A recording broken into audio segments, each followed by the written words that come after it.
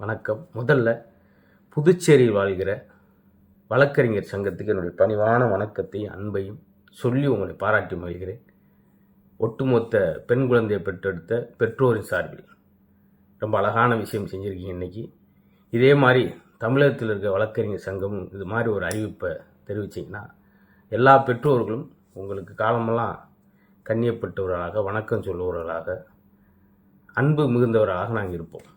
அது துபாயில் மாதிரி அவ்வளோ கடுமையான அந்த கொலை குற்றவாளிகளை, அந்த கற்பழிப்பு செய்தவர்களை நடு ரோட்டில் வச்சு கல்லை வச்சு எரிஞ்சு கொள்கிற அளவுக்கு இல்லாட்டி கூட இந்த மாதிரி சின்ன சின்ன விஷயங்கள் நீங்கள் சொல்லும்போது, வழக்கறிஞர்கள் சொல்லும்போது எங்களுக்கு ஒரு சிறிய ஆறுதலாக இருக்கும்.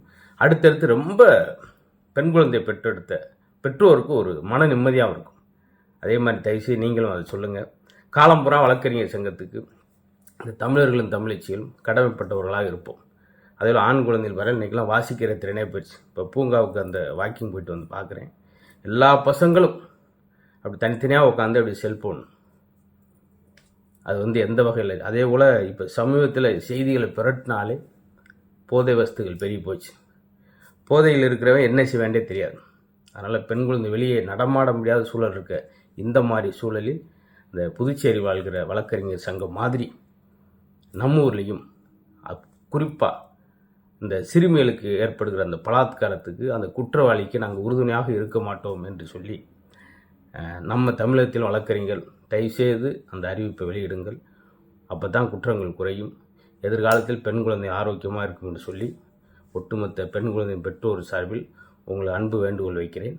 நன்றி, வணக்கம். முதல்ல புதுச்சேரியில் வாழ்கிற வழக்கறிஞர் சங்கத்துக்கு என்னுடைய பணிவான வணக்கத்தையும் அன்பையும் சொல்லி உங்களை பாராட்டி மகிழ்கிறேன்.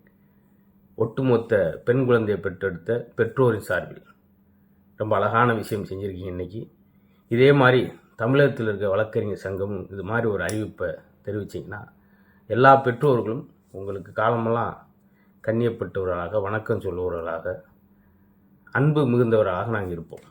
அது துபாயில் மாதிரி அவ்வளோ கடுமையான அந்த கொலை குற்றவாளிகளை, அந்த கற்பழிப்பு செய்தவர்களை நடு ரோட்டில் வச்சு கல்லை வச்சு எரிஞ்சு கொள்கிற அளவுக்கு இல்லாட்டி கூட இந்த மாதிரி சின்ன சின்ன விஷயங்கள் நீங்கள் சொல்லும்போது, வழக்கறிஞர்கள் சொல்லும்போது எங்களுக்கு ஒரு சிறிய ஆறுதலாக இருக்கும். அடுத்தடுத்து ரொம்ப பெண் குழந்தையை பெற்றெடுத்த பெற்றோருக்கு ஒரு மன நிம்மதியாகவும் இருக்கும். அதே மாதிரி தயவுசெய்து நீங்களும் அதை சொல்லுங்கள். காலம்புறா வழக்கறிஞர் சங்கத்துக்கு இந்த தமிழர்களும் தமிழச்சிகளும் கடமைப்பட்டவர்களாக இருப்போம்.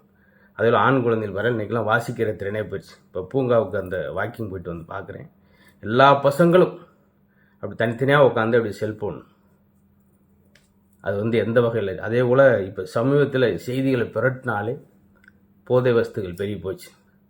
போதையில் இருக்கிறவன் என்ன செய்ய வேண்டிய தெரியாது.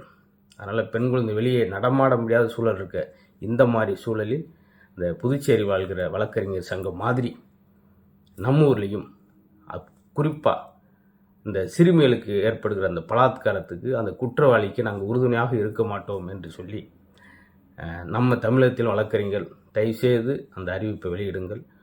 அப்போ தான் குற்றங்கள் குறையும், எதிர்காலத்தில் பெண் குழந்தை ஆரோக்கியமாக இருக்கும் என்று சொல்லி ஒட்டுமொத்த பெண் குழந்தையின் பெற்றோர் சார்பில் உங்களை அன்பு வேண்டுகோள் வைக்கிறேன். நன்றி.